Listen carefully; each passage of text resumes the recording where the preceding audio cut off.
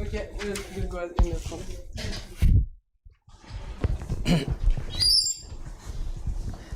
Bonjour à tous.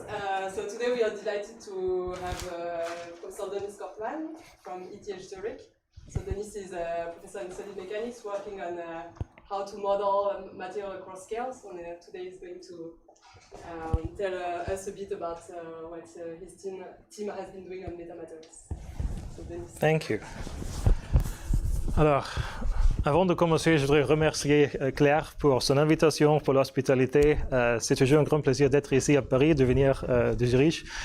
Je me réjouis particulièrement des discussions intéressantes que nous avons eues et nous aurons aujourd'hui. Malheureusement, ça c'est à peu près tout le français que je connais. Et c'est pourquoi il me faut continuer en anglais. J'espère que ça ne vous dérange pas. So, let me go on in English because it's so much easier. If you have questions, we can always discuss, and I'll try my French, but my technical French is horrible, so I won't even try. So I thought I'd talk about architected materials or metamaterials, and as Claire told me, it's a rather broad audience, so what I will do is talk more or less at a high level. I will not go deep into the math or the details of each and every topic. If you have questions, feel free to ask me, either during or ideally afterwards. We can have a discussion, but I thought I'd give you an overview, so there's hopefully something for everyone of interest. When we talk about architected materials, I guess many of you know, but what's the idea? The point is that if we have a classical material, we typically zoom into lower scales, we find microstructure all the way down to atomic electronic structure, and from this we determine properties. You perform a tension test, you get a load displacement curve, stress-strain curve, and you know the properties. These are classical materials. When we talk about architected materials, it's pretty much the same story, except if you zoom in, there's an additional level, and this additional level is a structure. So if you zoom in closely to smaller scales, there is some sort of structure. And that structure, by the end of the day, determines the properties. These cellular materials are very interesting because they're light. They're 80, 90, 95% air. But you can use the structure to design their properties. And of course, these cellular structures are not just man-made. You know, nature is usually much smarter than us. If you look at bone or systems like this, every living material has a structure that is composed of, if you want to call it, architected or metamaterials. And the holy grail, in a way, is to understand the structure to property map. So if you know the structure, what are the properties, and vice versa. The simplest case I can think of, or one can think of, are periodic systems, because these are easy to deal with. Imagine you make a periodic system, you start with a certain unit cell, and then you just duplicate this unit cell in all three dimensions over and over again, you end up with a periodic structure. This is made out of some base material, and this base material has certain properties. But then, of course, we can also talk about effective material properties. And when I say effective properties, these are the ones of that medium. So if I take this and I measure its properties. The easiest one is what I call the relative density, or the fill fraction. That's a number between 0 and 1. 1 means it's a full monolithic material. 0 means there's no material left. And typically, these are on the order of maybe 2 to 10% volume fraction. And then there are effective mechanical properties. What's the stiffness of this thing? What's the nonlinear behavior? What's the wave dispersion, and so forth? And these effective mechanical properties depend on the base material, of course. If you make this out of polymer, metal, or whatnot, will change. And it will depend on the architecture. And when I say architecture, what I mean is a combination of topology, how do you connect the beams, and geometry. What is the cross-section of those? How does it change? By the way, there are plenty of seats over here if you guys don't want to stand in the back. And so when we talk about this architecture, to me, is a little bit like a QR code. You know, if you know exactly what the structure is, this encodes the properties. And all we have to do is find the decoder to figure out how to go from here to properties. Now, in recent years, what really sparked interest is that these can be fabricated now in all kinds of ways. The first things that came up, at least as far as I know, are truss-based metamaterials of this type. There are plate-based ones. In recent years, shell-type structures, triply periodic surfaces, or I'll show you examples of these random shells have come up. And there's pretty much no limit to the design space. Anything you can do, you can come up with, you can fabricate with additive manufacturing. And you can also go down in scale. So this is something that our collaborators at Caltech, Julia Greer's lab, does. They print these structures. And if you look carefully at the scale bar, this is 40 microns. So just to put this in perspective, this is a human hair on the same scale. These are absolutely tiny. And as a consequence, if you can make large systems out of those, by the end of the day, it does not look like a structure anymore, but to the naked eye, it really is a material, because you don't see the fine scale features anymore. But The holy grail is now, can we make these and understand and design their properties? Of course, if you put together only 4 by 4 by 4 unit cells, it's a structure. But if you miniaturize the unit cell size, by the end of your day, you go towards a material. And this is exactly where the term architected material comes from. Some people, Gesundheit. Some people call them, some people call them metamaterials. To me, that's just a matter of wording. The point is that this behaves like a material. And now there are two challenges. Challenge number one is how can we extract the effective properties? And that's what in literature is often called forward homogenization. It means going from structure to properties. And what I claim is much harder is the inverse homogenization. So if you come to me and you say, I want certain properties, I want this stiffness and this strength and this toughness or this wave dispersion, how does the structure have to look like? And I'll show you why I think this is much harder than this. It has to do with the fact that this is well-posed and this is ill-posed in a way. Theoretically speaking, what we do is we try to bridge the scale from a unit cell to effective properties. And so what we do on a technical level is, of course, we homogenize somehow. We try to understand macroscopic continuum mechanics by zooming into unit cells and doing a macro to micro transition. We assume that this scale is much smaller than the scale of interest and all fields of interest over here, and that allows us to do different types of homogenization.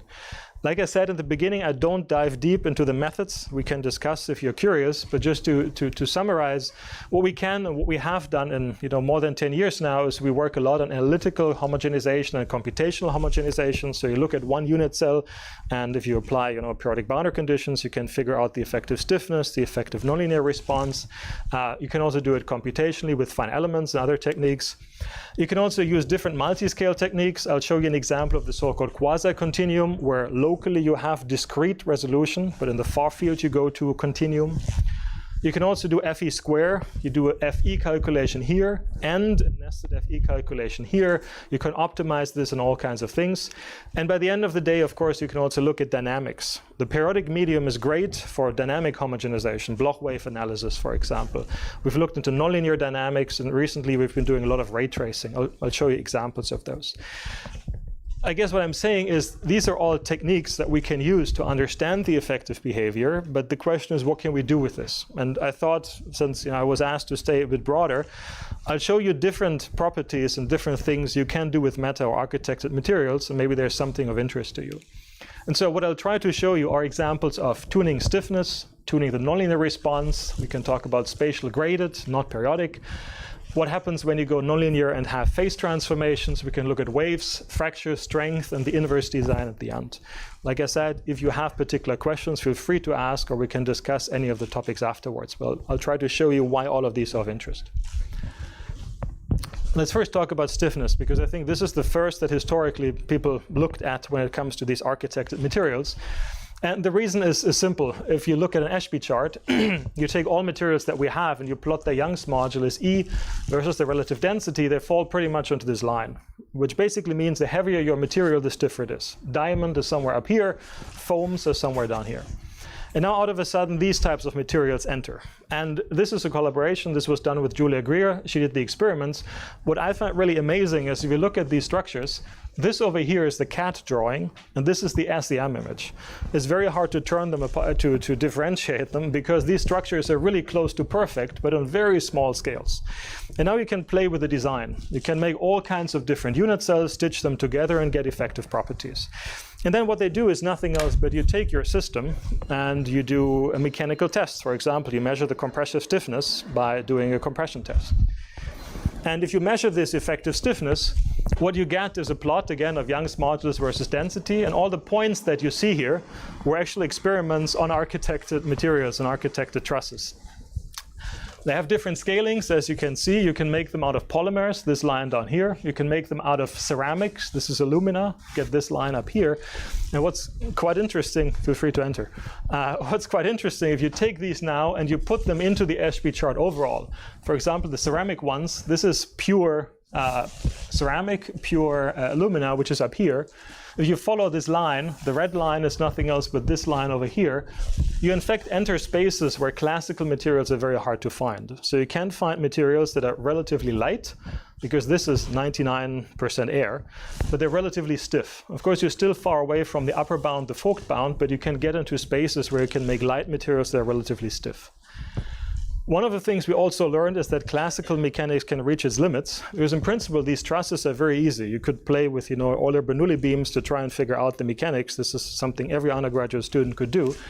But if you do this, let's say you take a truss like this and you predict the effective stiffness versus density, you get a certain scaling. When they did the experiments, they looked very different. And at the beginning, this was a ping pong, what is right, what is wrong.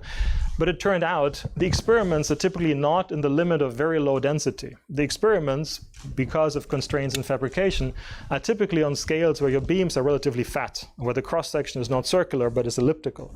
And in these cases, the scaling can be very different. In these cases, classical Euler-Bernoulli beams don't work anymore, but you have to do more complicated either for element simulations or different things. The nodes start to matter, the connectivity, the cross-section starts to matter. So it's really connectivity plus geometry. It's not the topology alone that determines the properties. And if you do these simulations carefully, we could nicely show for all kinds of architectures, once they become fatter, the scaling, the properties change, but if you have the right numerical tools, you can still predict what these properties are. Now, so far, I only talked about stiffness as a scalar measure. And this, of course, is not really right. If you make these structures, you compress them. This is a compressive stiffness. It's basically a 1D compression that you perform, so you only get a structural Young's modulus here.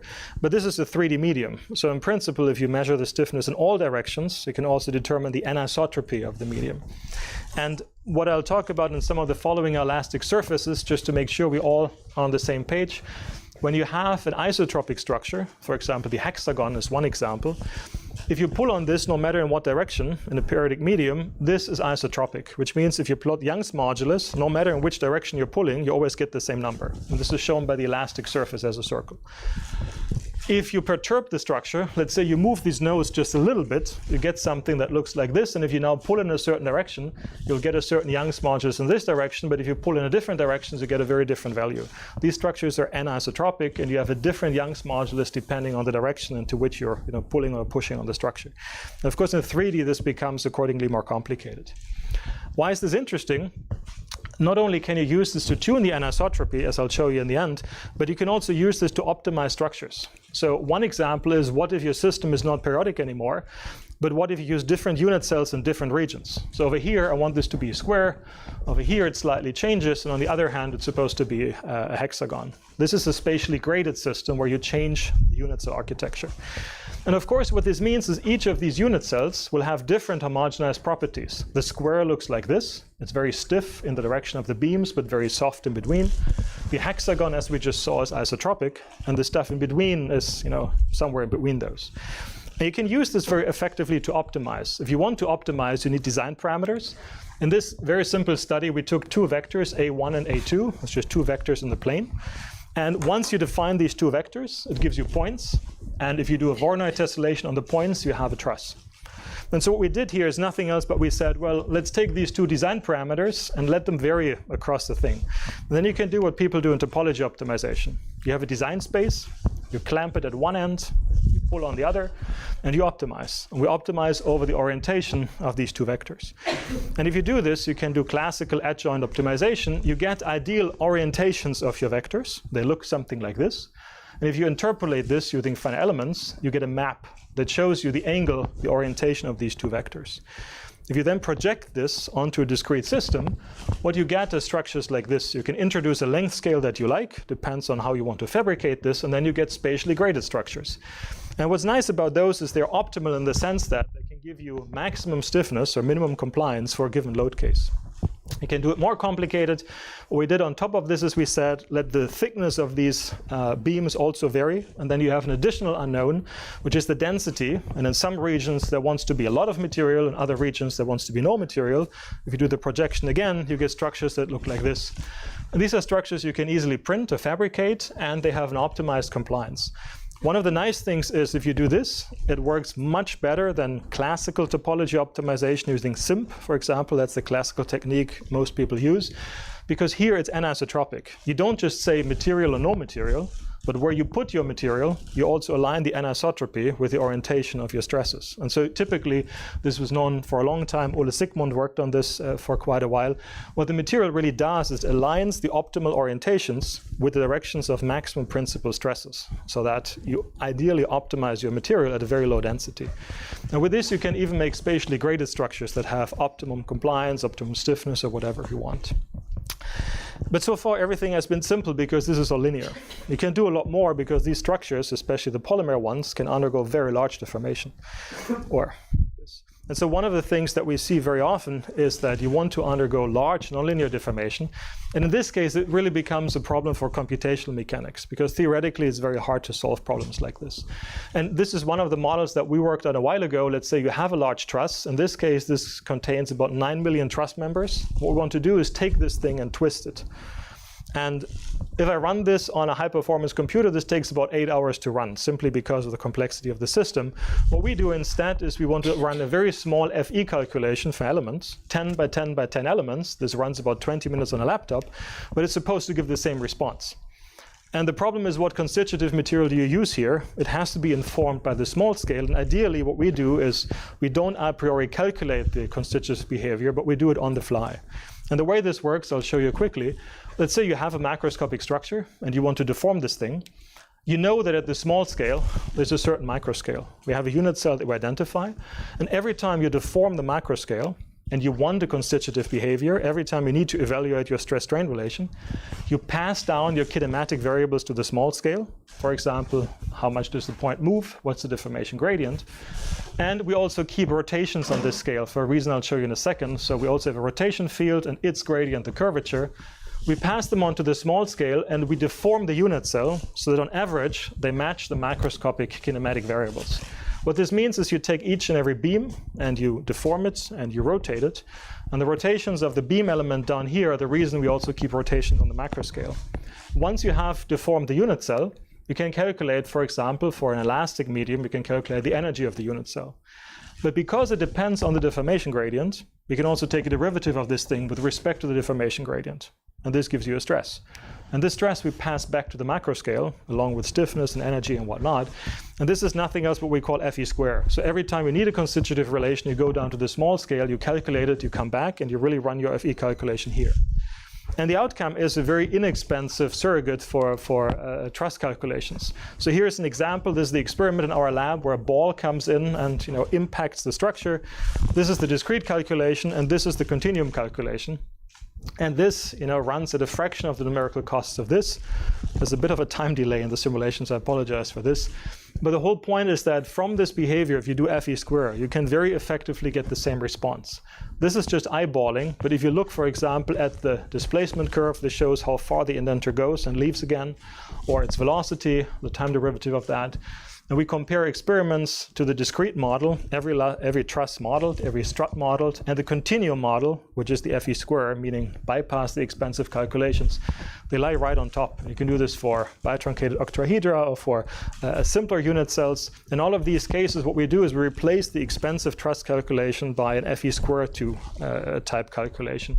And this allows us to understand also the nonlinear behavior very efficiently. What is this good for? There are many applications for this. One is personal protection. There's a lot of interest in these kind of systems nowadays because they absorb energy of an impact very, very well. We work with a shoemaking company. I'm not supposed to mention the name, but I guess you can guess. Oh, this is recorded, right? I'm not supposed. Well, anyways. So, and they're of course they're greatly interested in what happens if you step onto a shoe sole. How can you design this nonlinear stress-strain behavior or load displacement behavior optimally?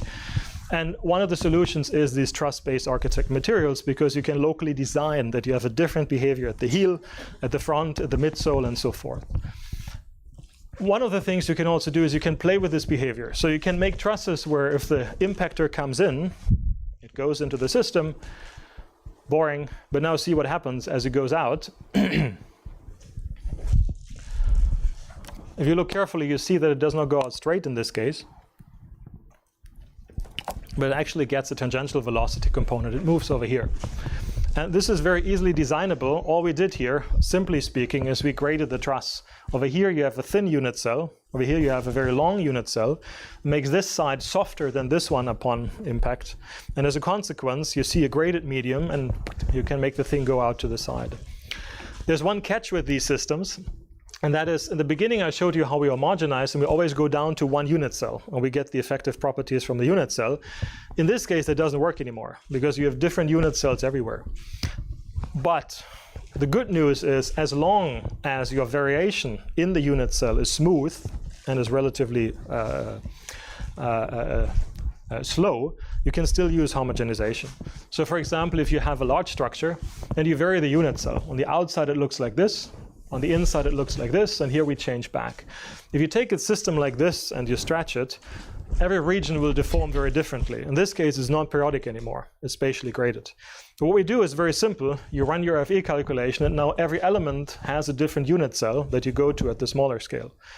Here it looks like this, here it looks like that, and vice versa. And so if you then run simulations, in this case we're just pulling on these two objects. This is the discrete calculation, this is the FE calculation, or FE square. You get exactly the same behavior, and if you zoom in locally, the unit cell that you find in the discrete case matches the unit cell that corresponds to the element at that spot. So you can still do homogenization. You just have to be careful that at every point in your continuum, you see a different microscale, you see a different structure. And as long as this grading is smooth, homogenization works perfectly. Now, what's nice about these structures is they're relatively soft. You can make them out of all kinds of systems. I forgot to show you this in the beginning. I brought a couple of samples. I can pass them around. Feel free to play with them.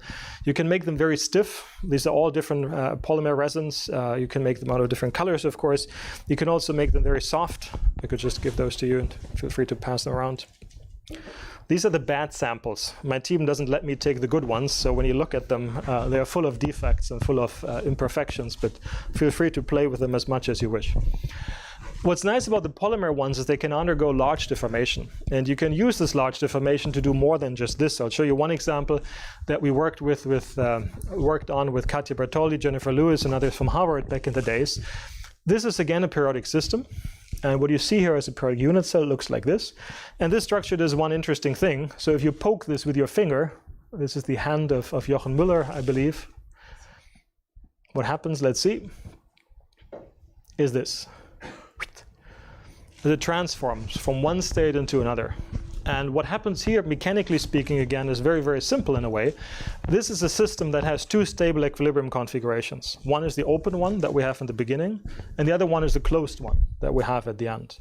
And if you look at the energy landscape, which you can do theoretically, also experimentally, this equilibrium configuration, the unstretched one, has an energy of 0.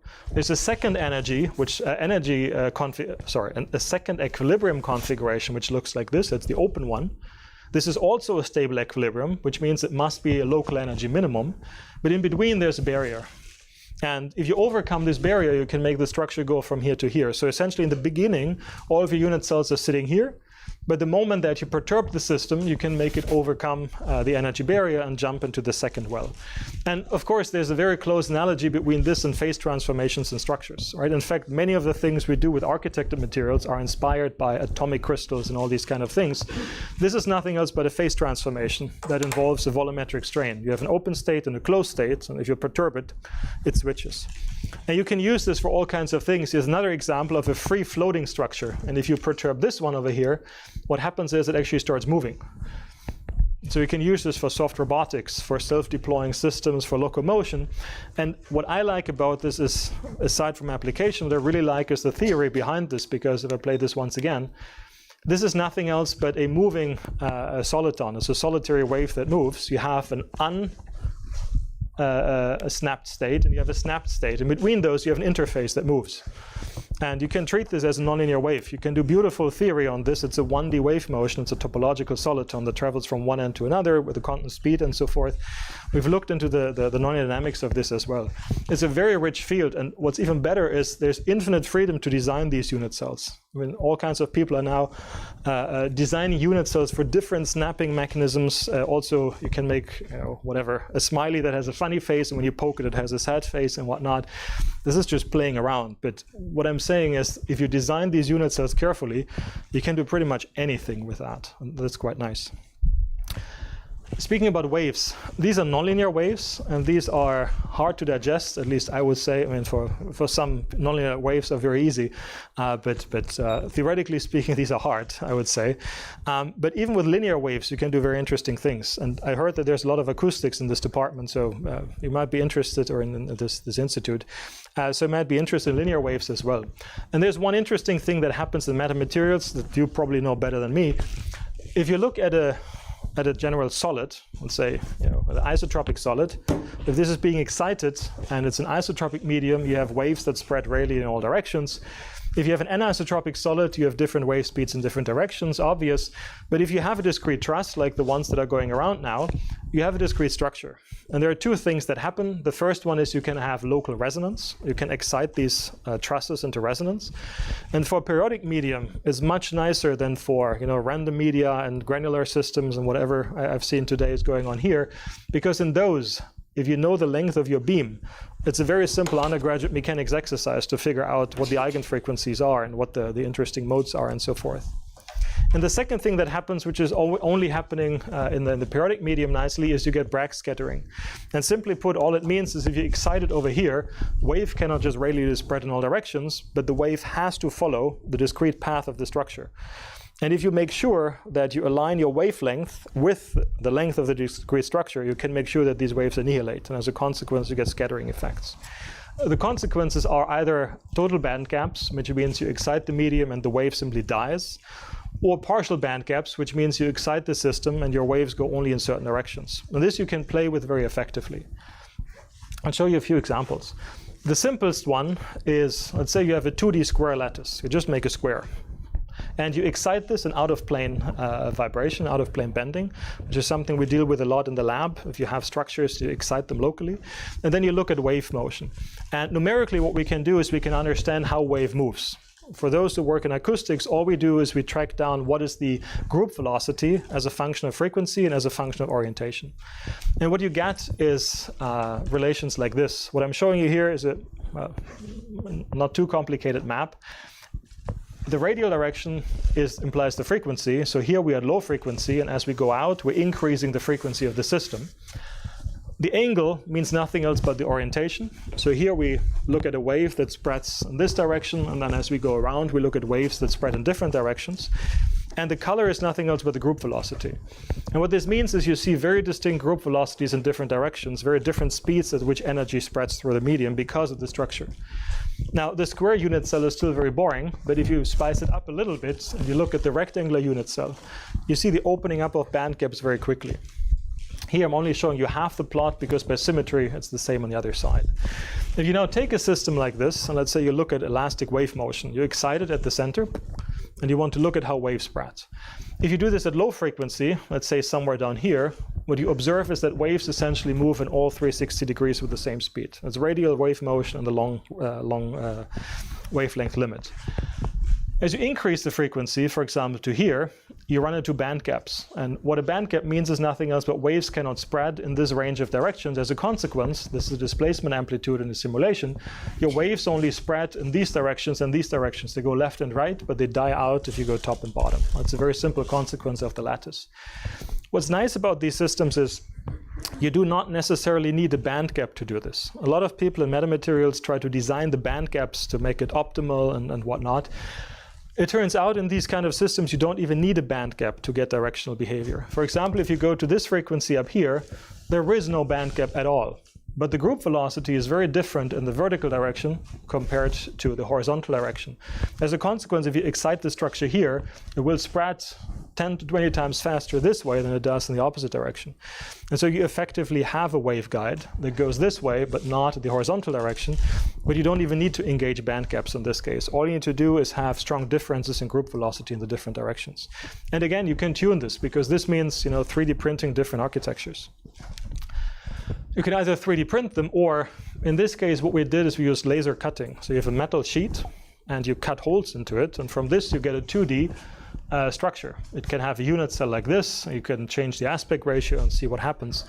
And in this case, in the lab, what we do is we simply excite this harmonically. You put a little piezo transducers at the center, transducer, and then you look at it from the other side, for example, with a laser Doppler vibrometer.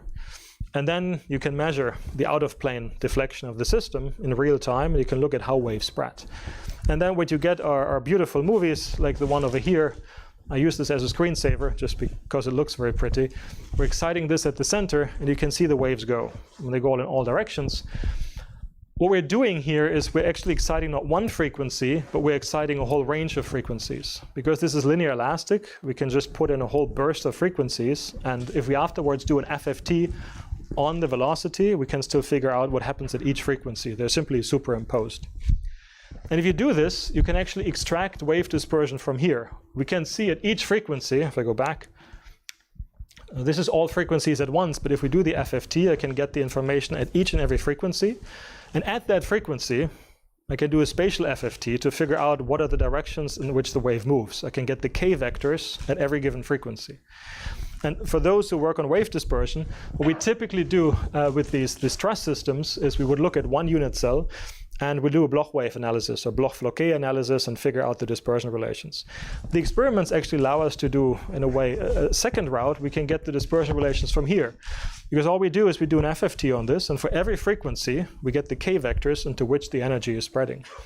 And then what happens is you can do fun things like this. What I'm showing you here is essentially the K vectors, the directions of energy flow, at different frequencies. If you increase the frequency, I'll play this quickly, what you see is the shape over here changes. The circle opens up, reaches the boundary of this first Breuerian zone, it changes again, gets different colors. The reason there are different colors over here is because if you do this theoretically, and for those who know Bloch wave analysis, what you typically calculate is the so-called dispersion surfaces, or isofrequency, dispersion surfaces is the best way. First surface, second, third, and so forth. Each of those corresponds to a different mode. And in particular, what we're doing now is we excite this at a fixed frequency. That means nothing else, but we're cutting through this thing. So if I look at this frequency up here, 156 kilohertz, we're cutting through the dispersion surfaces, and wherever the surface cuts through the dispersion surface in blue, these are the K vectors I would be expecting. And so if I superimpose these blue lines over here, what you see in white is the experimental data for the K vectors to be expected at that frequency. And what you see in color are the dispersion relations that we get from Bloch wave analysis. And so if I play this video once again, what you see is that the beautiful match between what the experiment tells us and what very simple Bloch-Floquet analysis based on Euler Bernoulli beams tells us in this case. It matches all the way up to, I don't know, where do we go, 250 to something kilohertz. At some point, the noise, of course, becomes a problem. But up to this point, what we can do is not only do things on a computer, but we can show that whatever wave dispersion that we want to have, we can not only computationally design it, we can also realize it. And the experiment tells us, yes, it's working. You get this wave dispersion. Now that we know it works, we could also combine two ideas from before. What if I make a spatially graded system and let a wave go through? That's a very interesting problem we've been working on recently. It's a nice homogenization problem. What you have now is a macro scale where you have a homogeneous medium, more or less, and you want to see waves propagating. But if you zoom into any point, you could have a different unit cell. And in this case, where does the wave go and how can you optimize this? It's a very interesting problem. People in elastodynamics have looked at this for a long time. How can you locally optimize stiffness and density to make lenses and whatnot? The problem here is if you go to higher frequency, it's not only changing the stiffness and the density, but it's also changing the dispersion relations from point to point. And so if you go to high frequency, you have now a dispersive medium where your stiffness, your density, and your dispersion relations change from point to point. And the question is, how do waves move through this medium? And the way we deal with this, I have dealt with this, is by a theory that is known as ray tracing, where essentially what you do is you excite the system at a point, and you shoot rays through the medium. And these rays are nothing else but tracers that follow where the wave would be moving. And with this ray tracer, you can also do optimization. You can make trusses, let's say the simplest case, masses and springs. Of course, then we replace this by beams and connections. But now the question is, can you optimally place your masses and your springs and so forth in order to make the wave not just go anywhere, but you make sure that they go through a certain point? And with this, you can play fun optimization things. So here I'll show you simulations. We have not done the experiments yet, but we're in the process of getting those as well. This is an example where we optimize the system that's being excited here, and we want all the rays to pass through this point, or most of them. And if you optimize the unit cell, you can actually do this. And then the discrete calculation shows you this. Here we're exciting at a certain frequency. You can see the waves go. And what they do is they focus again here. And if you then measure the displacement amplitude here, you can figure out it's in fact even higher than at the excitation point. You can do different things. So here we want to put in a plane wave. And we want to make sure that all of these waves are focused at a point. And you can optimize. It doesn't always work perfectly, but you can see that the largest magnitude goes through here. Or you can do wave splitting. It's something we were inspired by our MEMS and NEMS colleagues. So here's a plane wave coming in.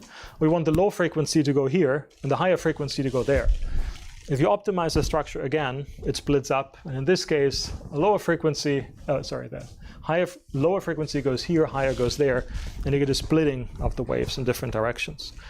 And the real rationale behind this is nothing else but optimizing. So at every point in here, we have a slightly different unit cell. And if you arrange them carefully, you can make sure that waves go in different directions, and you can play with the wave dispersion.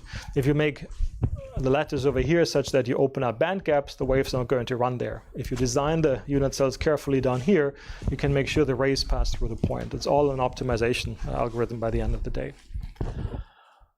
So, okay, this was dynamics. I have 3 quick things that I wanted to show you in addition. One thing that's a big problem with these structures is fracture. If you look at the structures that are passed around, you will see that they're full of defects, full of imperfections. And this, of course, means that they can very easily fail. And this, of course, is a problem, but it's also a very interesting problem. The question is, how do you predict the fracture toughness of these systems? And what's special is if you take a solid and you pull on this, we know there's a stress concentration. And for continuum mechanics, for a continuum solid, we know this very well. Right? There's a really old theory that goes back more than 100 years.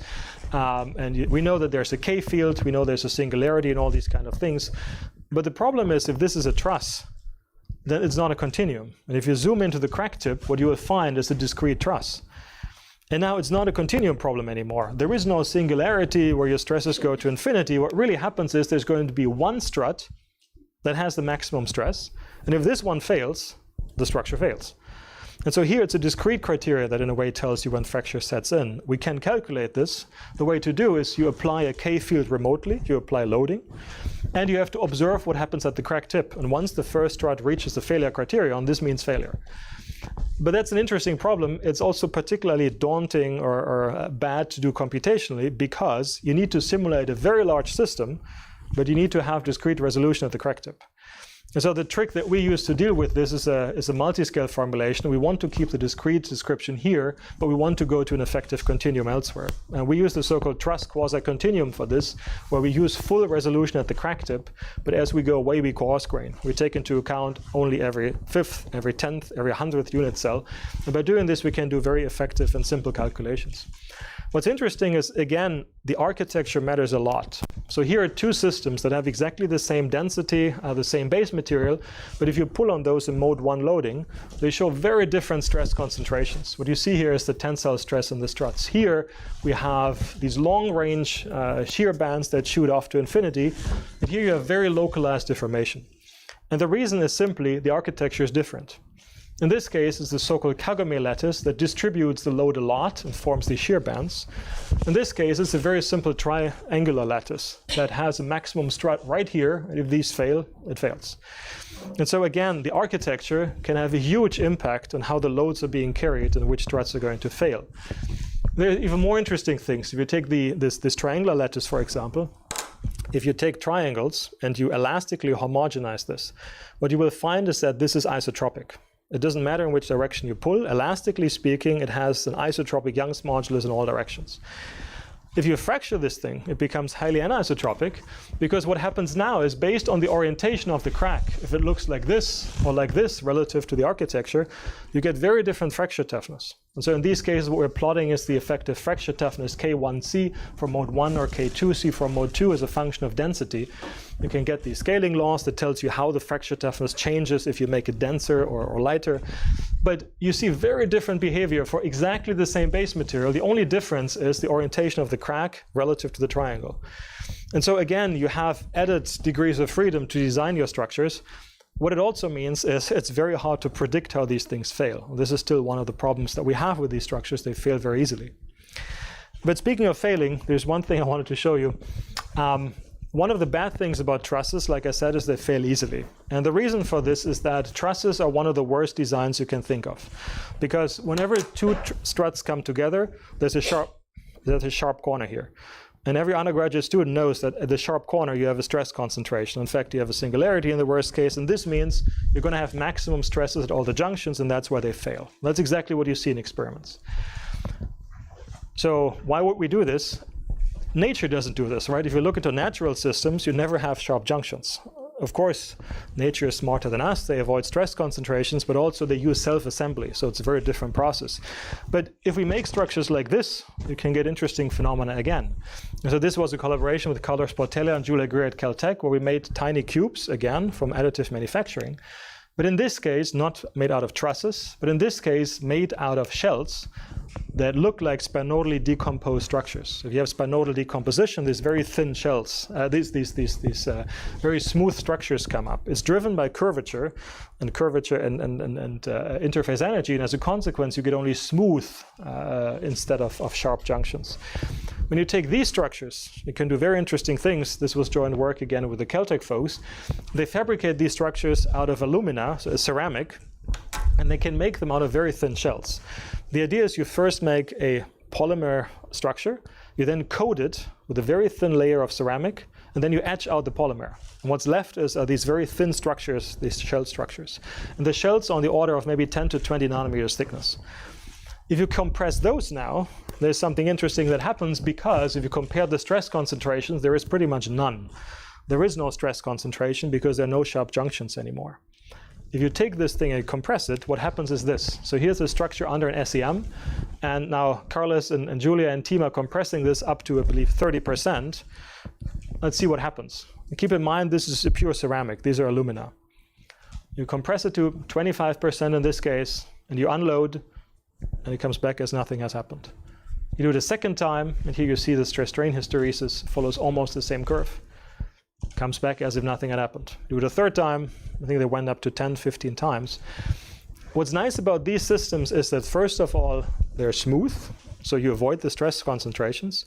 And because they are thin shells, they're also pretty much free of any defects. There are no pre-existing cracks because of size effects. And if you combine the size effects with the avoiding of stress concentrations, you get beautiful elastic shell buckling of ceramics.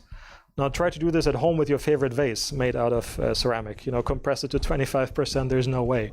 In this case, it just recovers and comes back as if nothing had happened. So even strength can be designed if one tries to avoid the stress concentrations. The last thing I wanted to show you is one of the things I've been talking about the whole time is predicting properties. So if you have different unit cells of your favorite truss and you homogenize them, you get these directional elastic behavior. And so this means we go from a structure to effective properties. And this is in a way homogenization. No matter if it's linear or nonlinear or dynamic or static, this is something that we know more or less how to deal with. It's modeling. But going the other way around is really a challenge. If you come to me and you say, I want a material whose elastic surface looks like this, what does the structure have to look like? This is what I call the inverse design, and this is much harder. Now, how do we deal with this? In principle, we can make as many structures as we wish, and we can homogenize them. So in fact, we've done this for 1 million structures. We took different unit cells, and we homogenized them. We get the effective elastic moduli. If we have this knowledge, we have this training set, I guess this already hints at using machine learning, could we do the inverse? And the idea is if you come to me and you say, I want this elastic surface, can you predict a structure like this? And of course, this works not only for trusses, it also works for other structures like these shell structures. The key to doing this are two ingredients. The first one is you need to have a very simple representation of your properties, ideally low dimensional. Stiffness is awesome. Even in the most extreme case, all we have is 21 unknowns, namely the 21 independent components of the stiffness tensor. And you need a low dimensional representation of the architecture. For trusses, for example, you can deal with a finite connectivity. You can deal with the cross-section of the beams, position of the beams, or whatnot. And the question is, can we go this way? And what we've been doing in recent years is to use machine learning for this, because this is, I think, one of the ways where machine learning actually is good. It's being used everywhere nowadays, and I think in many cases it's being used just because you can. But in this case, I think it actually is a very good solution. Why? Let's say you come to me and you say, I want this stiffness, and I'm supposed to give you a structure. And I'm supposed to somehow learn this with a neural network. This doesn't really work. Even if you have a very large data set of topologies and stiffness, this is not going to work. Why? Because if you come to me with the stiffness, I predict a structure. What I would have to do is somehow go back to my large data set, see if I have a structure that looks like this, and then see if its stiffness compares well to yours. So I'm somehow comparing structures. But this problem is ill-posed. Why? Because there are very many different structures that have the same properties. I can give you a million structures that all have isotropic stiffness. So if you come to me and you say, I want isotropy, which structure do I give you? This one or that one or that one? So when you do optimization and there's a one-to-many mapping, this is an ill-posed problem. So this we cannot deal with, but there's a very simple solution to this. And the simple solution is this. If you come to me and you say, I want a certain stiffness, what I'll do is I'll try to find a structure whose homogenized stiffness matches the one that you gave me. In this case, I'm not comparing my structure to any of the structures in the data set I used. I'm simply making sure that the stiffness I compute is the same that you want. And if these two match, I have a winner. I found my structure. And this problem is well posed, because now what I'm doing is I'm comparing the 21 components of my stiffness tensor. That's a very easy norm I can compute, and I can do the optimization. The problem with this is it's well posed, but it's expensive. Because every time I want to go through this loop, and this is both during training and also later, I have to homogenize the structures. And this involves a phi element calculation that can particularly be expensive. So what we did then is, we came up with a very simple solution. Let's train a second neural network. We trained this one first, and this does nothing else but FE homogenize the structure. So you kind of bypass the expensive FE homogenization by learning how to go from structure to properties. And this one is relatively easy to train, in particular because it's well posed. If you give me a structure, there's a unique elastic stiffness that I can calculate. This we can learn. And once you have this, you train the second one. And this works beautifully. This is efficient and it's well posed. And if you do this, you can play games now, and you can make structures that have certain anisotropic stiffnesses. Why would you care? There's one application that we've been dealing with for a while, and this is implants. So if you think about bone implants, for example, that's a very particular case where you want to make an object that has a particular stiffness. And the reason you want this is typically when these implants are being made, make them out of titanium or stainless steel or so, they're being embedded in the human body. But this titanium object is orders of magnitude stiffer than its surroundings because the rest is bone. And as a consequence, you have this extremely stiff object in contact with a native bone. And if this happens over long times, it gives rise to the bone actually degrading. You lose bone mass at the interface, there's so-called atrophy. And as a consequence, what you ideally want to do is you want to make an implant that has the same elastic properties as your native bone, because then you would not have this mismatch. The only problem is that every human is different, every bone is different, and even within a certain bone, if you measure its stiffness here and here and here, you'll find different properties everywhere. And this is a huge issue. So what you ideally would want to do is figure out what the stiffness of the bone is, and then make an implant, ideally even patient-specific, that has the same properties. And so what this means is you have to go the inverse route. You take a piece of bone, and luckily this data was available. It was a very nice study from a couple of years back. This is tubercular bovine bone from a cow. So you take this, and what these authors did is they actually measured the 3D stiffness. They did compression experiments in different directions, and they get the stiffness map of this bone. What we do is we take this and we feed this through our neural networks, and what we get is the machine learning spits out two structures.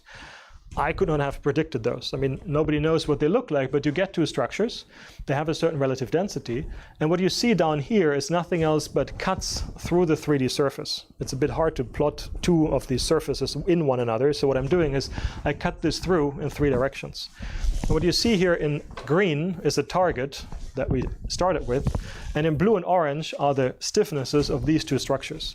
So you can actually make these trusses that have exactly the same anisotropy and stiffness as the native bone.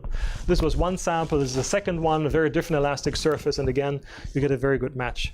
We've done this with hundreds of different structures, and by the end of the day, you can always find something that's manufacturable, it's a truss, but which has the same anisotropic stiffness as the native bone.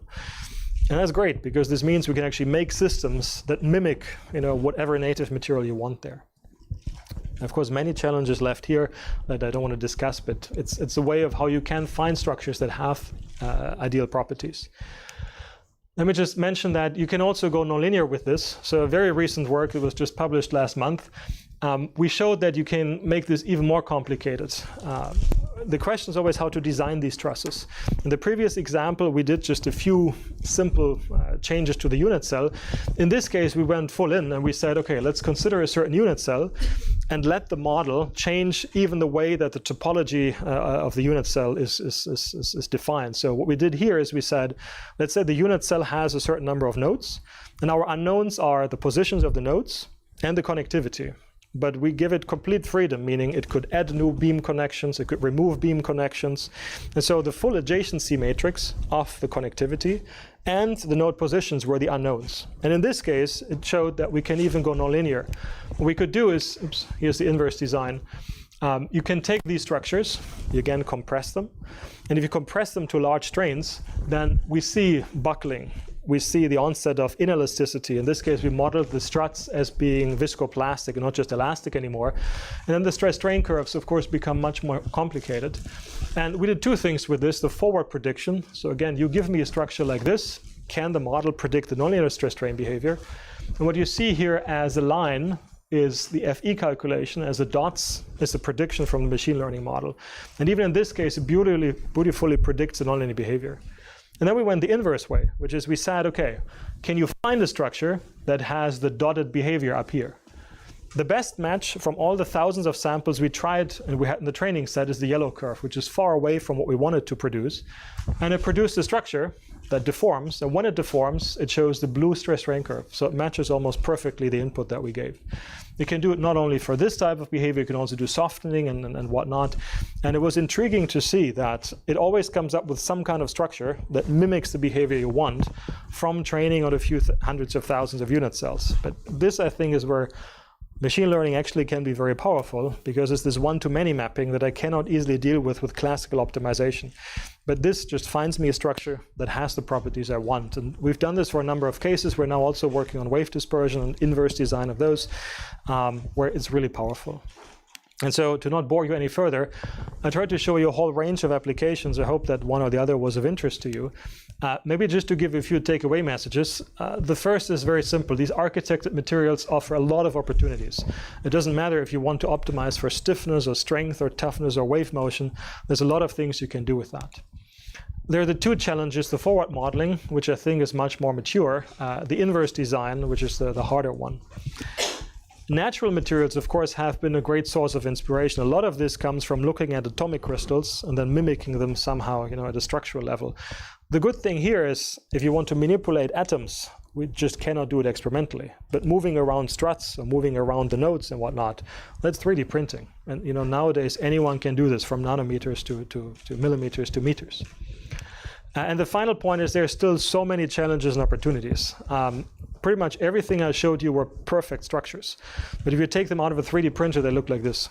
So all of these are full of imperfections. We have to deal with defects, which is a statistical thing we have to deal with. So everything I showed you is on a green lawn. This is a perfect situation. But if you then go in and you do it in the lab, usually life is much more complicated than what we do theoretically. And with this, I'll stop here. I'm sorry for boring you too long, but I'll be very happy to discuss further or answer questions. Thank you. Thank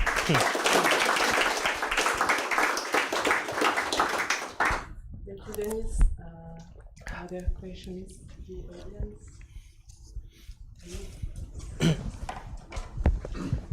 Thank you very much, Dennis, for the fantastic talk. Sure. As usual, it was so clear that it's hard finding any questions. So perhaps a broader question. I wanted your opinion on the comparison between these stresses that you mostly addressed in this talk and volumic composite materials. If you have a matrix and inclusions, Sure. what are the pros and cons? Yes.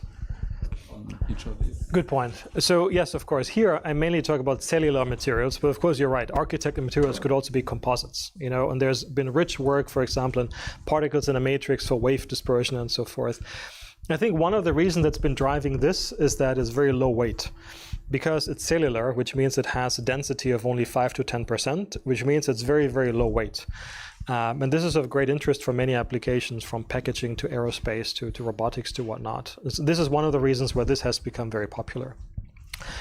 A second point is when you look at wave motion, for example, you want to make this out of a system that is not very lossy.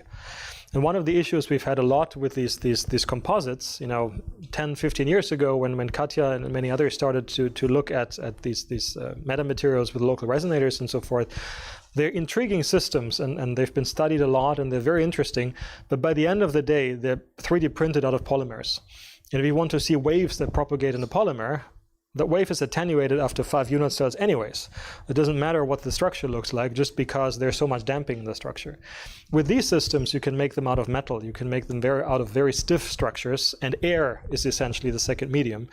And with this, you overcome a lot of the losses that you see in you know, monolithic polymer type of composites. And I think a third point is just that there are many applications where you want them to be open cell. If you think, for example, about the implants, you want the thing to be such that blood can flow through, or the bone can grow in. You want the cells to grow into the implant and not just stay outside. Or if you think about applications from, you know, energy exchange to fluids interactions and whatnot, you want it to be open and not closed. So I think I can see advantages for both systems. But there is a huge field of applications where this is more interesting than a monolithic composite. Sure. I have a question regarding what you just said about the wave propagation. So if you use metal, you can only achieve large wave speed, right? True. You cannot achieve.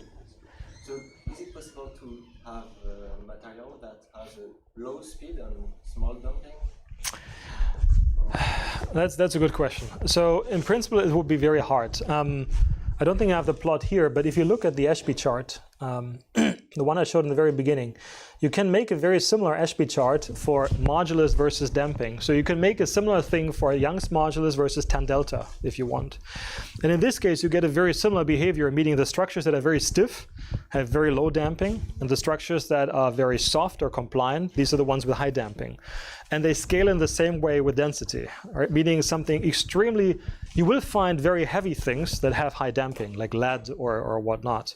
But it's very hard to find something that's light, but at the same time has low damping. And so what we're playing with now is pure silicon as a potential solution. You can make wafers out of pure silicon. But again, the wave speeds are relatively high.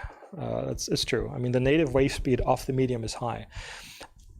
What might be of interest, though, is that we're looking at is not necessarily the wave speed of the medium, but we look at the group velocity in the medium. And this, in fact, can be quite a bit lower than the wave speed of the medium. Right? So if you take your wave speed as whatever, square root of modulus over density, that's one number. But the waves at which you find band caps and the waves where the group velocity has interesting behavior, this can be easily a factor 10 to 50 or so below that wave speed. Maybe that helps. Sure. My question is also on the acoustic propagation. You show us this question with the resonances. And yes. In the case of your material, I don't understand where does the resonance come from. Okay. Yes, good question. So in this case, it's the rectangular lattice. And in this, if you treat these junctions as pinned, then you essentially have beams, and these beams can resonate. And you have two different ones because you have a long one and a short one. This has higher frequency, this is the lower frequency. And if you take the resonant frequencies, I just plotted them here for reference. And so this is the range of frequencies at which you are. Maybe in your material, you can add some heavy points at the... Yes. You have a match thing. We in fact did this almost 10 years ago. Back in, I don't think I have a picture here now, but we looked at this in 2013 with, oh, that's the wrong one, sorry. Anyways, so what we did there is exactly this. You have a truss, and we played with the mass that is at the junctions. Because this you can play with easily if you make a fat node or you make a thin one, and then you get beautiful local resonators and you get the frequency down. Right? This. Yeah, sure. Yeah. Thank you.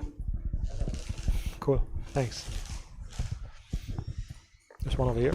I also had a question about the same. Yeah, I'll try to open it up again. The group velocity depending on direction or conditions. Yes. So we seem to make a fundamental difference between there is a band gap and we tune. So is there a fundamental difference, or just the fact that there is a band gap is one special case of tuning the group velocity? That's exactly how I would put it. So if there is a band gap, then we know that there is no group velocity in this direction, which means we know there's no wave motion. But it doesn't work the other way around, meaning if there is no band gap, you could still have very strong directional motion because you can have a wide difference in the group velocity. And the point I try to make is that in the metamaterials community, what people classically do is try to engineer the band gaps. You look at the band gaps along the high symmetry points, and then you try to move things up and down. But what we see in the lab and also in the simulations is you don't even need a band gap to get this directionality. As long as your group velocities are very different, you can get beautiful directionality. That's. I also had a related question on how to tune the group velocities. Could you use instabilities and maybe pre-stress beams close to buffering thresholds instead of changing the density or stiffness of the material itself?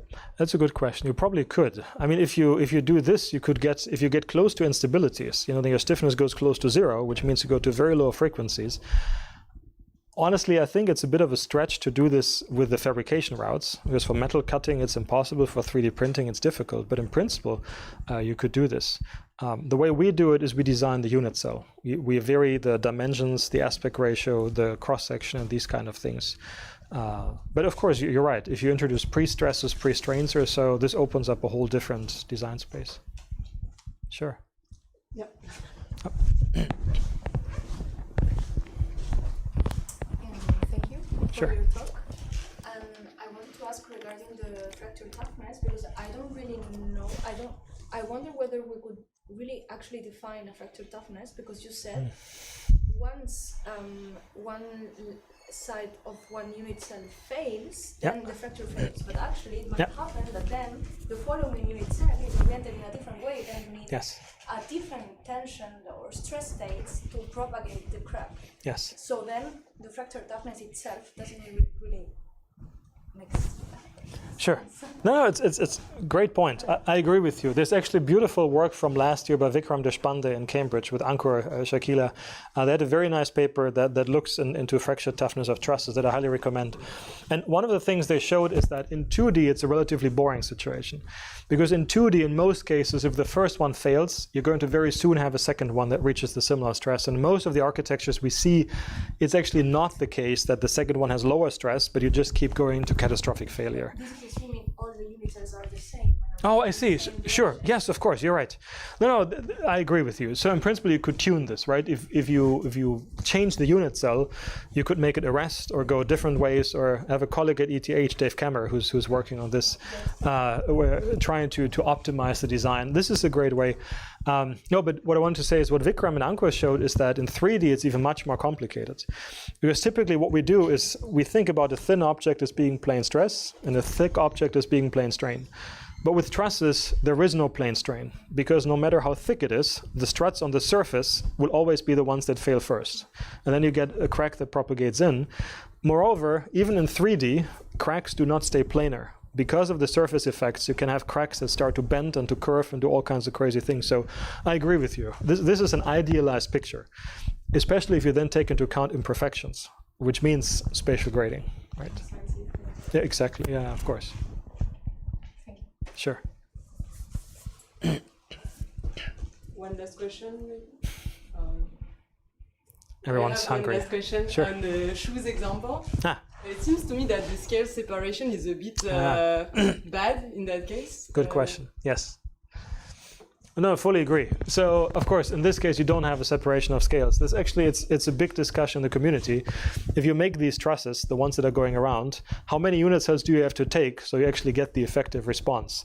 I think there's unwritten agreement that it has to be 7. Don't ask me where the number comes from. It's just what people could produce. In principle, you would need to have hundreds or thousands to make sure that this is the case. And here you clearly don't have a separation of scales. But the good news is if you have a certain number of unit cells, the general effective behavior you see is still very close to what you do if you homogenize. You have to be very careful with your boundary conditions, of course. What we would do in this case, for example, is we homogenize with periodic boundary conditions in the plane, but we would assume directly boundary conditions at the top and bottom or so. These are things you can do. We have to know exactly, what the conditions are and how to homogenize. I agree with you. This is not a perfect infinite periodic medium anymore. It doesn't depend on the mass of the person and the way the weight is into the... Well, the honest answer is we know very little about the application for proprietary reasons. The only thing we know is that, you want a certain load to displacement curve. How can you do this? This is what we look into. Are the shoes real shoes that you can buy? Yeah. Yes. You have those? No. No, but I saw them. And Yeah. I was actually wondering. No, you can get those. Okay, I think we can thank Denis again, and we'll be Sure. there this afternoon until 3:30, so do not hesitate to come to me or directly to Denis if you want to.